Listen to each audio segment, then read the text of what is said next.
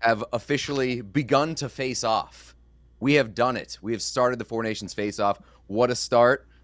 We are joined by Sean DePaz and my pal Jonny Lazarus, who was at the game. Jonny was in Montreal.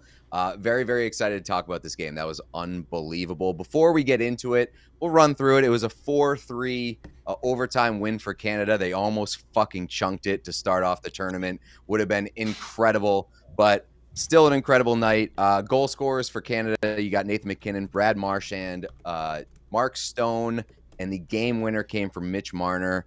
On the Sweden side, you got Jonas Brodin, Adrian Kempe, and Joel Eriksson Ek as the goal scorers for Sweden. Jonny, I got to ask you first off. Yeah, how was the atmosphere at the Montreal scene over there? Dude, it was my first time at the Bell Center, so obviously I had high expectations, but right from warm-up, like, the place was juiced.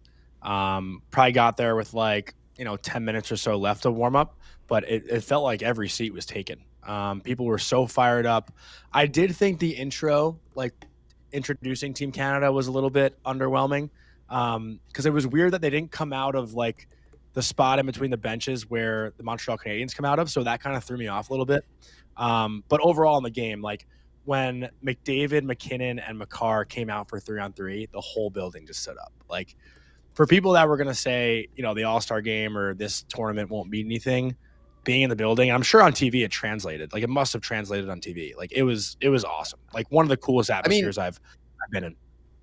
It did, but it also didn't, in the sense that you had to know that it was way crazier in the building than it came across. I honestly thought that TNT's feed didn't really convey how loud it must have been there. You could tell with certain moments, the Crosby pop when he was introduced was nuts. Oh my God, that was the sickest part. He came out. Yeah, but I saw people tweeting about it, media and stuff, saying this, the building was insane. I don't feel like it came across truly on TV, but the atmosphere was great for the first 20 minutes, and the second 40 were very subdued once Sweden started to get into the game. And I was talking to Sean before we came live here. My biggest takeaway from this game, and we'll do a bunch of takeaways and stuff here, but the big one for me is overall, it's got to be the fact that this ending wouldn't have happened if there was a 5-minute overtime. The fact that we got a game winner for Mitch Marner in overtime because they're doing 10 minutes for this event gave us that ending. That's the big takeaway for me. The NHL's got to do that. But to have that be the big takeaway after the first 20 minutes, which was Sweden getting their fucking faces pounded into the ice and looking completely embarrassing, is unreal. Unreal that's the takeaway. I was worried at the beginning that we were talking about whether or not they were going to take this seriously, what the atmosphere was going to be like as far as the game. Seeing Sweden's ass get kicked at the beginning of it, I was a little worried that this was just going to have all-star vibes, where it was not, especially because Crosby had the turnaround backhand assist. I was just this might not be that great, but obviously it turned around. And then takeaway was definitely that 10-minute overtime rocks. It's an absolute 10-minute overtime is awesome. But also tweet of the night went to DJ. with the each team getting a point in overtime, eliminating Finland. When Sweden was absolutely getting waxed in the first period, all I could think about was how bad it's going to look for Finland for their games in this tournament.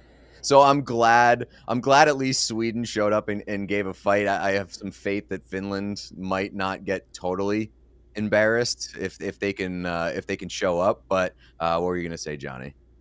No, I was just gonna say, like, I mean, I don't know if I should. It's probably fine. I know I saw like Wit say, "Did Sweden get waffled last night? Like, what's going on?" And again, like, you do have to remember these guys are on their break. Like, they are having fun while they're here.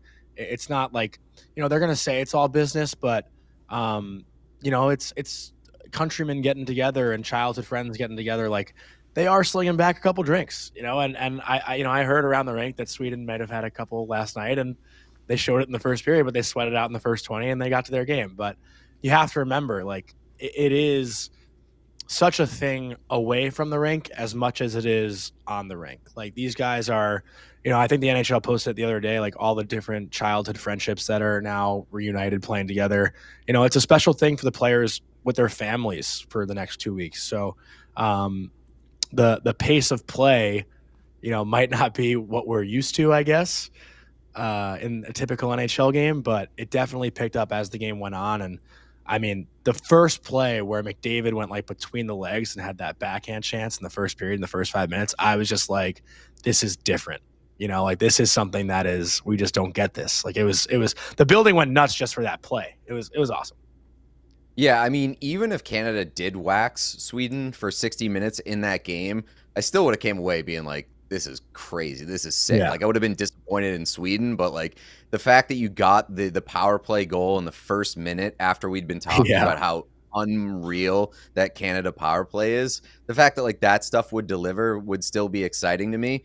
But yeah, I mean, like, you saw the picture of Team USA out at dinner a couple nights ago, or whether it was last night or 2 nights ago. Like, the star power in that photo is outrageous. Like, the amount of money that I would have paid just to like be at the same restaurant and see those guys interact would be astronomical. So yeah, like, I'm sure guys are having drinks and stuff, but like, Sweden came out looking like they belonged in a junior league as opposed to Canada on the other side. They didn't get a shot on net for what, like 13 minutes? I think 15. I think 15. Yeah, I think it was like 15 minutes. It was crazy. So, what other big takeaways did you have from that game? Well, I see Andrew Meyer or Mayer in the chat saying Dahlin dumping McD to kill all the all-star energy narrative. Like, that was great too. The building was kind of in shock, and I was sitting with my buddy Lucas, who's behind me here, and I was saying, like, does someone go after Dahlin now? Like, how does this work? How does this work? Like, is Marchand going to go do something? Like, is that the vibe?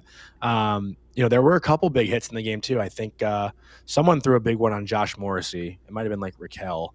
But yeah, like, it was good hockey. It was good hockey. Yeah, it was good. It was good hockey. It was competitive. It was physical. Like, we also got our first major injury in the tournament. Didn't have to wait more than like 40 minutes. Obviously, that's unfortunate, but like, it shows you that like these guys are out there and playing pretty hard. And now Vegas has long-term IR money that they can play with at the trade deadline if Shea Theodore has got like a broken wrist or something. So hopefully Theodore's okay. But like, yeah, I mean, you get the physicality question out of the way. You get like the first big injury out of the way. I think now guys can just play. I mean, it became pretty clear pretty early that this was not like fuck around time for these guys. They were actually playing pretty hard. I mean, 1,000%. I don't know if it's sad, but my first takeaway from the Dahlin hit was, man, that would look real nice on the Buffalo Sabres. And we get it in this. I'll take it though. I saw somebody when Dahlin had the clear out from the crease when Mark Stone almost scored. I saw somebody tweet it was like, good thing Canada has a guy Sweden has a guy who's used to fishing pucks out of his own net.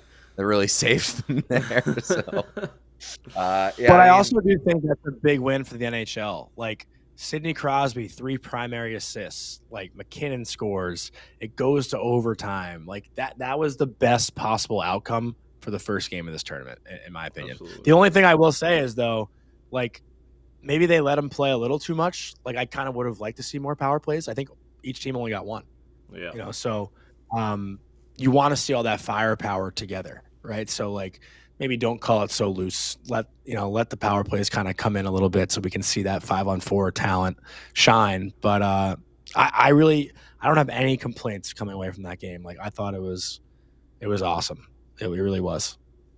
I do agree with you. Like, I think everybody was waiting for the next power play, specifically for Canada after the one in the opening minute. It was just like, I would love to see this unit get more than like 15 seconds of run. So yeah, I mean, I don't think that like the refs like swallowed whistles or anything. It seemed like a pretty clean game outside of the two that they called. It just like it wasn't like overly physical, like in a way that demands a lot of calls, but like it wasn't super sloppy either. It was sloppy for the first 20 in the sense that Sweden was just like so disjointed and just throwing pucks into skates.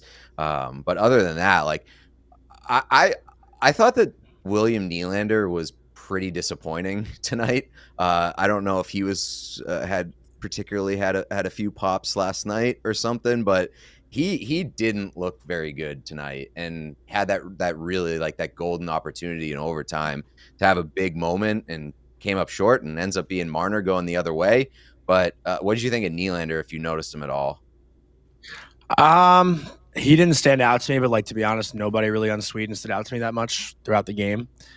Disagree with that. Like, Adrian Kempe rocks, man. Yeah. I still don't. I mean, Jesper Bratt like always stands out to me. If I had to pick one player, but like, I really felt that Canada controlled the play for most of the game. Obviously, the shots like evened out in the end, and I actually was saying the whole game, Marner's been invisible tonight. Like, they put Marner out to start overtime, and I was like, Mitch, of all people, you're putting Mitch out?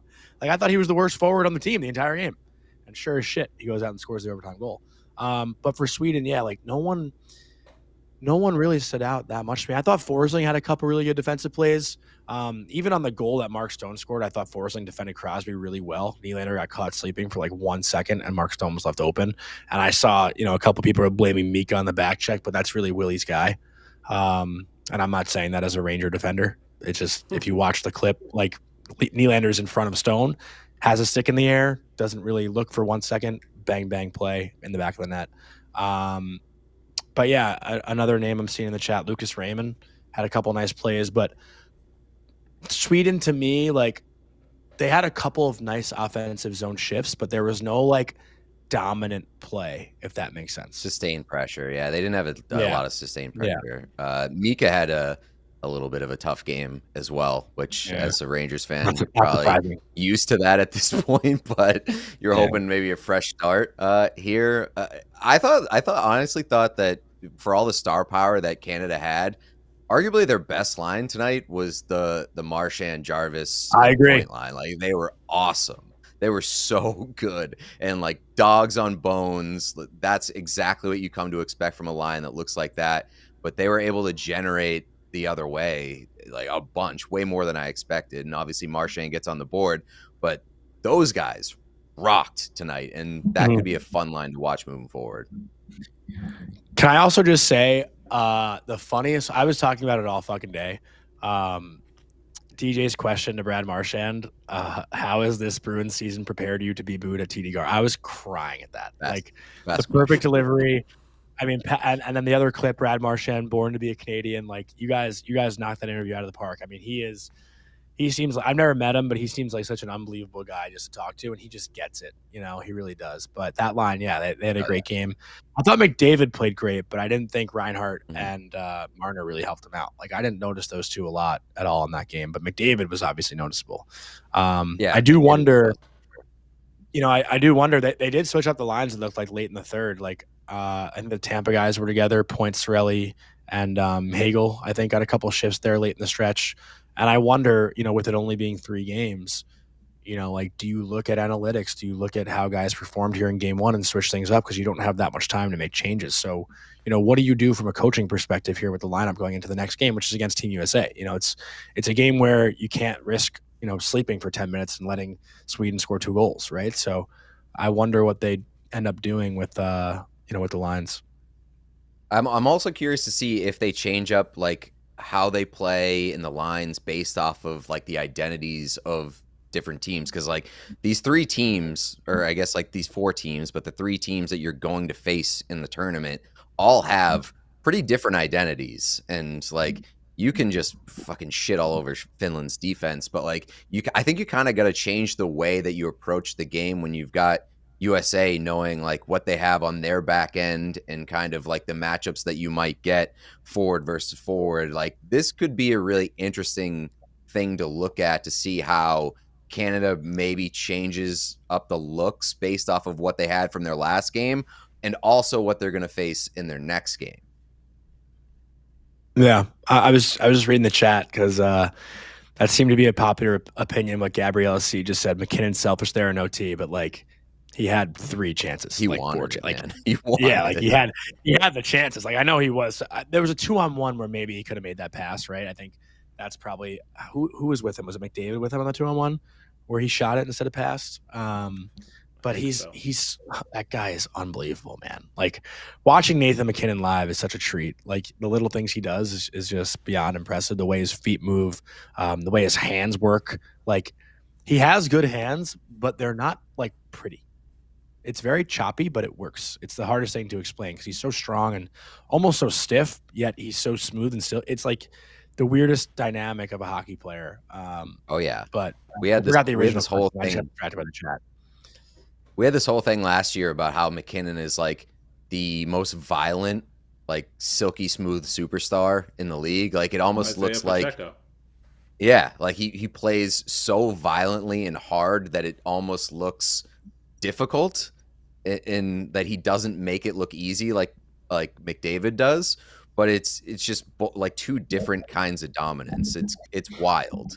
But the like McDavid, McKinnon, Makar on 3-on-3 overtime, I don't give a fuck if it's like an exhibition game. I don't give a fuck if it's a gimmick. If you get that on a Monday or what is today? A Wednesday in February in the middle of an NHL season, this event is already like paid for itself in the returns after 1 game.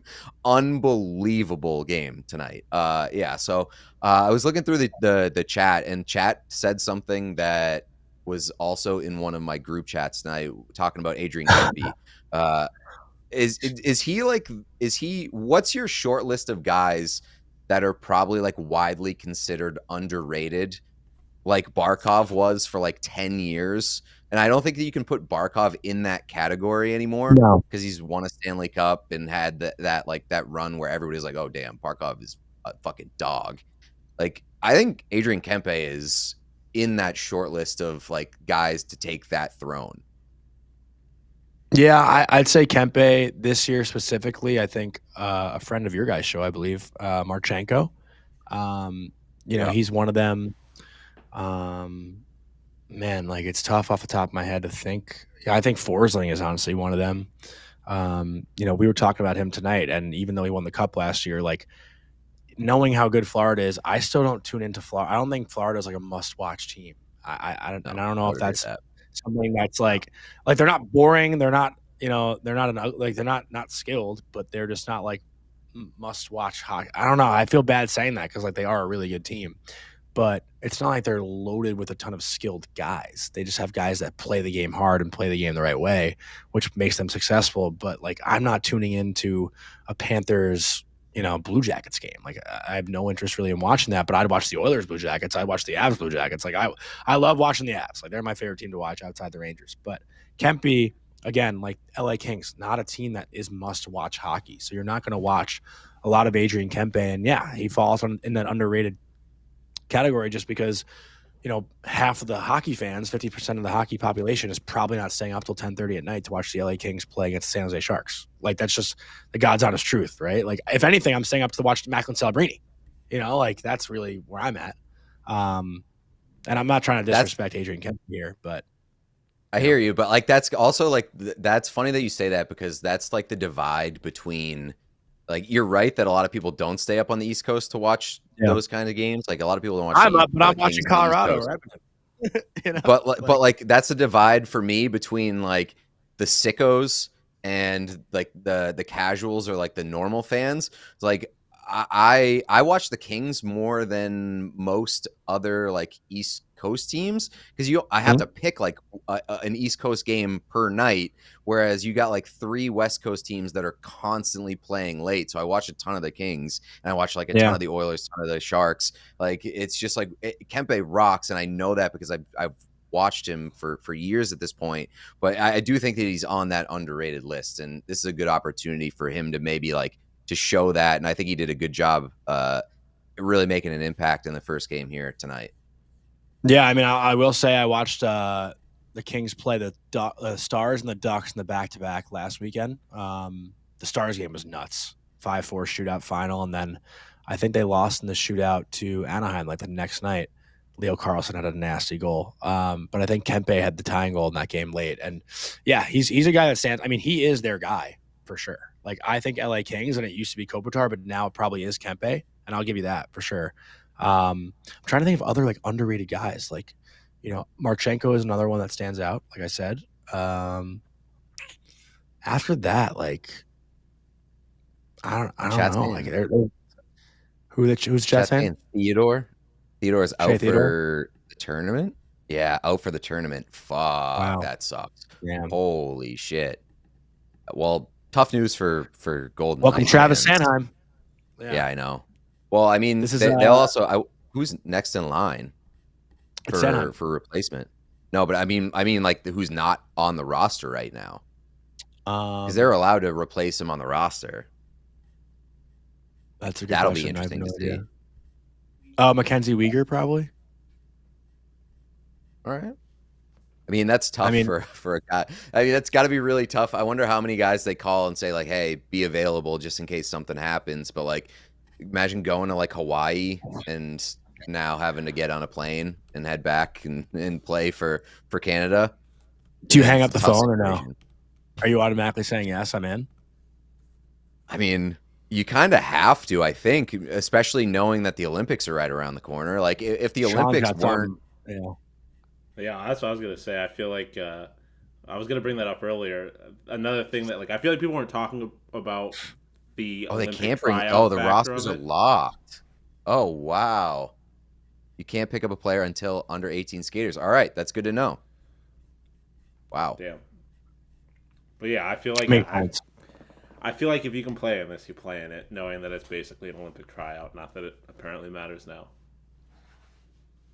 Yeah, you can't hang up on anybody at this point in time because it's gonna come back and bite you in the ass. But yeah, that's a really tough loss, especially like if you're ruling them out for the tournament this early. It's got to be something that's like really significant. So that is brutal.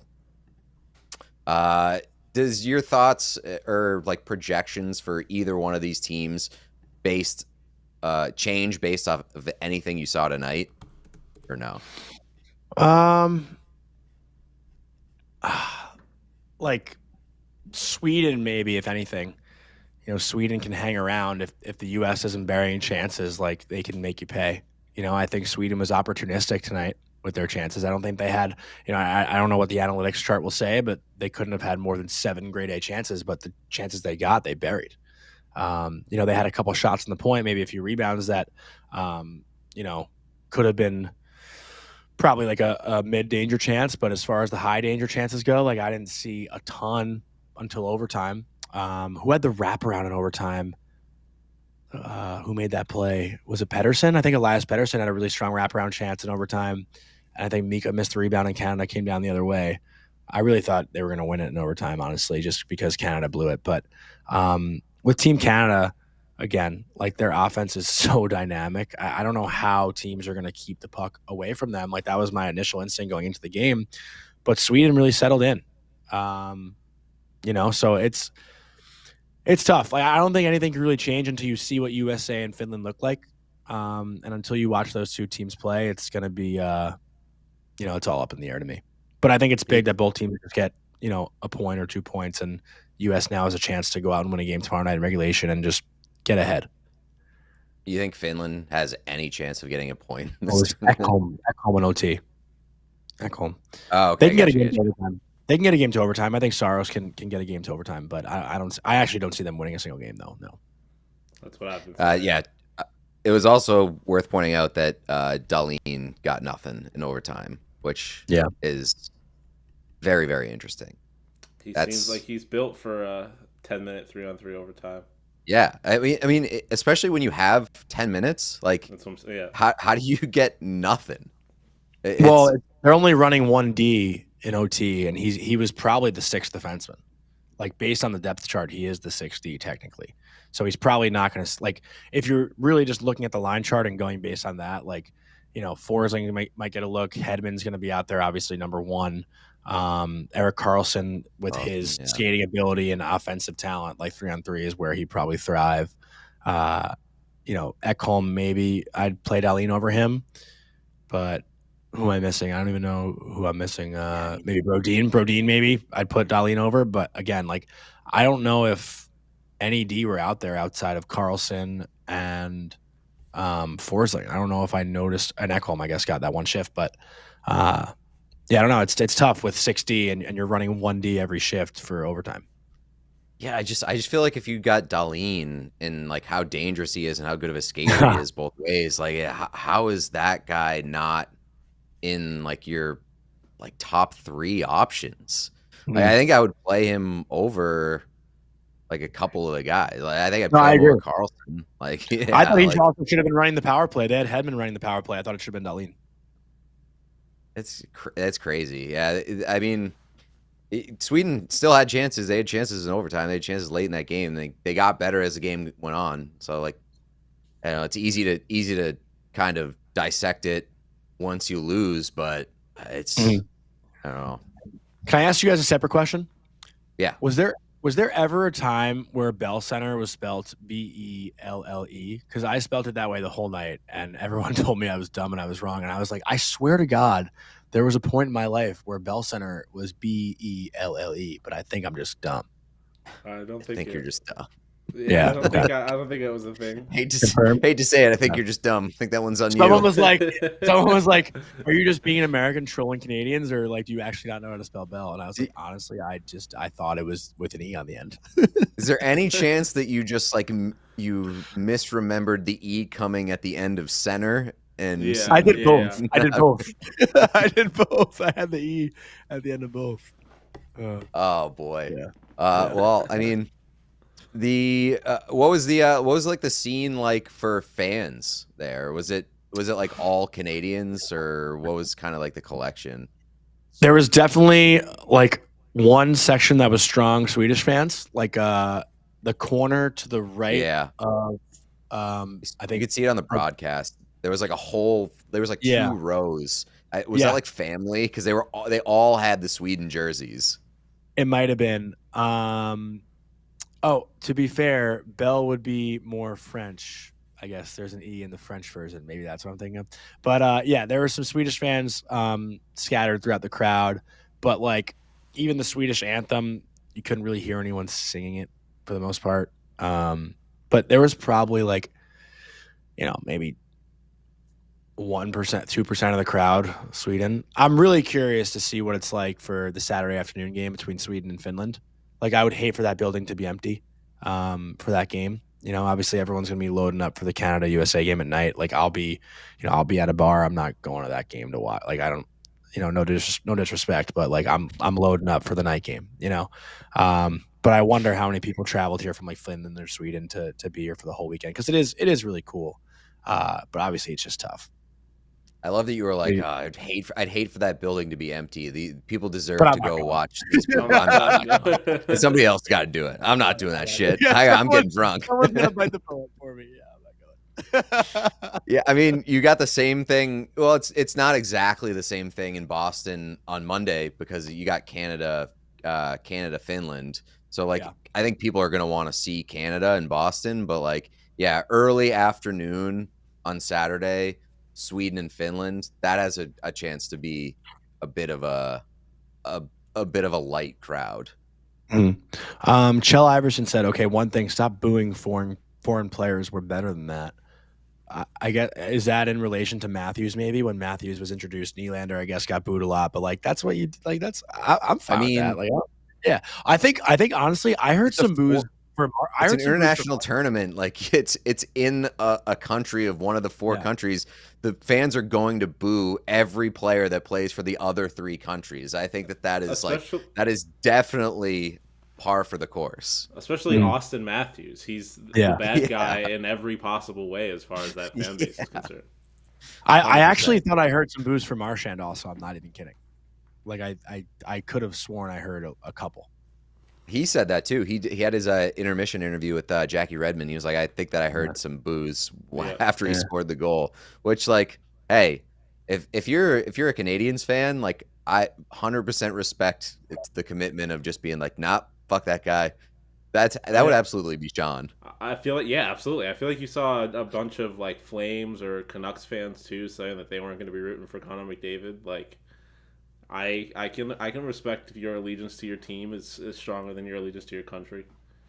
Yeah, I agree with what Doug is saying in the chat too. Boo players don't boo anthems. Like 100%. Honestly, that's the best. You guys have been to college hockey games too. Like when they announced the college hockey like road team, like after every time they say the name, the student session goes sucks. You know, like that's the best. When I was playing on the road and I got to start, like I fucking loved that. I probably started like 2 games. I'm not. Who was was it Wisconsin? The kid that got tossed out of the game last weekend and was just like awesome. Just flipping off everybody. He was like flipping off everybody and pointing at everybody as he was walking off. Like, that's was it a middle finger or no? I think that he was just pointing. I think he was just like pointing and taunting because they were all pointing at him and like giving him the finger. So like that shit rocks. And honestly, like if they want to boo the anthem on Saturday, go for it. It's not going to offend me. It's not going to hurt my feelings. It's going to inject more atmosphere into that building.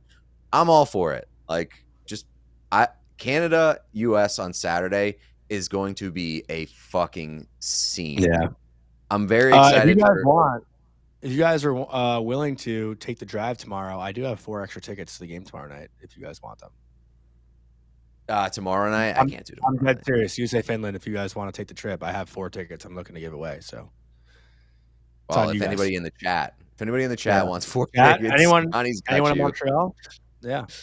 I can't go to Montreal because Friday is Valentine's Day, and I've made plans, and I love Team USA, but I also love not being alone for the rest of my life. So if you offered USA Canada on Saturday, and that's where I thought you were going, like I've got 4 extra tickets, buddy, I'd be in the car right now. So, I do have tickets to Sweden Finland Saturday. If you want those, I don't. I'm sorry, I don't. It's gonna be really tough for the next couple games coming up to live up to what we got tonight, because I'm riding the high of that game so hard, and tomorrow is probably gonna be a bloodbath.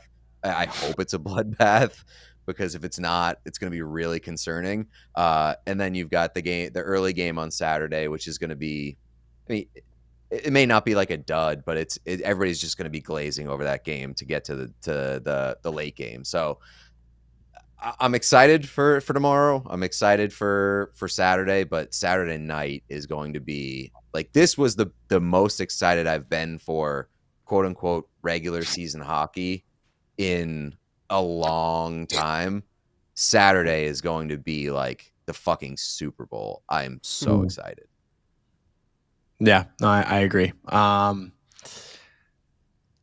Again, I think they're gonna play it up a bit too. You know, like I do see like the post whistle scrums, and like these guys know what they're doing. You know, I'm curious to see if we'll see a fight. Like I doubt it, but like, so what's the rules on fighting? Like, because it's not IIHF, so like obviously IIHF is like no fighting, you're out of the game. It's NHL. It's NHL sanctioned, so like I feel like they'd be very cool with it. Yeah, I would think so. I also wonder, somebody else asked this in the chat earlier, I wonder how much of this is like a testing ground for future changes for the NHL. Because I saw like one of the things that you may not have noticed not being or not watching at home, the commercial breaks are 30 seconds longer and the intermissions are 1 minute shorter during this event as opposed to NHL stuff. And I think it was Pierre who's like, they're testing that to see if it makes sense to carry into the NHL next season. And obviously you have 10-minute overtimes. Like I hope that's a test. And then needs to be. I know it's probably never going to fucking happen, but the 3-2-1 point system, God, that would be incredible if they carried 10-minute overtime and 3-2-1 point system over to next year. 3-2-1 point system to me is the biggest thing. Because I think that just really separates the good from the bad. It did feel like a lot of TV timeouts though. Like that was like almost. I think I said something during the game. I was like, this feels like a lot of breaks. Which I guess is like I learned my lesson after the first period, dude. I probably waited 30 minutes to take a piss. Like that was brutal. I mean, the Bell Center especially, the bathroom line was a nightmare. So I think the experienced hockey fan knows. You see the red light go on, bang, sprint, go to the bathroom, you're back, you're good. Well, you got to go with like 4 minutes left in the period. No. You see the TV timeout. They always in the box. So for people who don't know, whenever there's a TV timeout, as soon as the whistle blows, the red light will go on at the score table, like in between the penalty boxes. So that's when you know it's going to TV timeout. So like I learned that as a kid. So it's usually I think a TV timeout after the 15, the 10, and maybe the 5. I think usually is when there's stoppage in the NHL. I might be wrong. I know college always changes, but if you are an NHL fan at a game, just look for the red light in between the boxes. Whenever you see that turn on, it means there's a TV timeout. So that's your chance to sprint to the bathroom. Our guy Avery says, "Bring a pee jug next time, Johnny." Just go catheter. Catheter? What's that? You don't know what a catheter is? No. I just told you I spelled Belle. Like, you're surprised? Catheter is the tube that you shove in your pee hole, and it drains the pee for you. That would be helpful. Like old men and stuff like that. Oh, and I'm usually correct in the chat. 14-10-6 of the TV timeout. So I was a minute off on 2 of them. My bad. We got some real puck knowers in chat. I should probably know that, honestly, though, for someone who goes to so many games. I should know that. There you go. Is that true? Did Bennington throw up? I didn't see that. Was that that might be like a metaphorical he sucked. Yeah. I mean, he made a couple big saves. What else stood out on TV? Like, honestly, I wish I got to see the production of it. Like, how was it as a viewer? I mean, honestly, it was pretty like standard broadcast. I thought just like felt like another TNT game. Yeah, like TNT was in the studio. Like they didn't do too many special things. Jackie was good, but like it wasn't like a really special broadcast or anything. So you didn't miss much. Chat. I saw chat saying like Sportsnet's feed had like the crowd was super loud on the Sportsnet feed. Which they always do that though. Yeah, their feed's always just it's unreal. It's so crisp. Sportsnet fucking kills it, man. TNT's usually good. I'm very interested to see how the production value is for ESPN because ESPN's sound is a nightmare most of the time, and they mute the crowd sound so much. And is this weekend ESPN? It's got to be, right? I think Saturday is an ESPN doubleheader, and I believe ESPN is tomorrow as well. I think that's what is that what it is? Yeah. That's what it is. Yeah, tomorrow and Saturday are all ESPN games. Yeah. A catheter actually goes into your bladder, not your dick. How does it get to your bladder? Yeah. Through your dick. What? There's no like bladder access otherwise. Yeah, it's a surgical thing. I'm not a doctor, but I'm pretty sure that a catheter goes inside your penis hole. I am also not a doctor. Throw that on a quote card, Sean. Where's memes? Anything's a catheter if you're brave enough. Jesus Christ. I don't know. It's fucking That is midnight. not signing off on that. But yeah, it is midnight. We can probably call it there. We're getting to weird places. So Jonny, thanks for joining us. This was an unbelievable night for hockey. Where's DJ, by the way? Night for hockey. DJ is in Nashville, of all places. Like vacation. What a weird. He took the Four Nations break. Yes, he did not get selected to Team USA, so he said, "Sick. I am going on vacation." I think he's going to see maybe Father John Misty or something. He's going to a concert. Sounds right. But cool. Yeah, he's not here. So here you are. You're our next favorite guy. Is he with a significant other? I don't know if I'm allowed to disclose any of that. I get yelled at whenever I share. I thought he DJ's said that on the show once. You called him out though. No, didn't he say? I did not. So this is a point of contention. I did not say anything about. I just said he knows a person, and he was like, "Oh, sick! So you're telling everybody I'm in a relationship?" And I was like, "That is not what happened." It seemed like you were like jumping to volunteer that information. I think he started it, and you might have clarified it. No, it was the opposite. Yeah, no. It was very much the opposite. Sean is our producer. He was there. I said you were with somebody who asked you about something, and he was like, "Oh, okay, I have a girlfriend. Fine." And everybody was like, "Okay." Yeah. You see in the chat from O, as someone who works in urology, this is funny. That's hilarious. Yeah, I don't talk about DJ's personal life other than revealing his like government documents and like social security number and things like that. I was gonna say DJ Bean once told me, because I told him I was on a cold streak. He said, "Sex is for losers. I'm a winner." So there you go. DJ Bean for it. Yeah. Just get me off. He's with quote a person who is new to Oilers hockey. That's how he came up. Yeah. It was like you were watching somebody who is new to Oilers hockey. He was like, "Oh, sick! Thanks for revealing personal information." Oh God.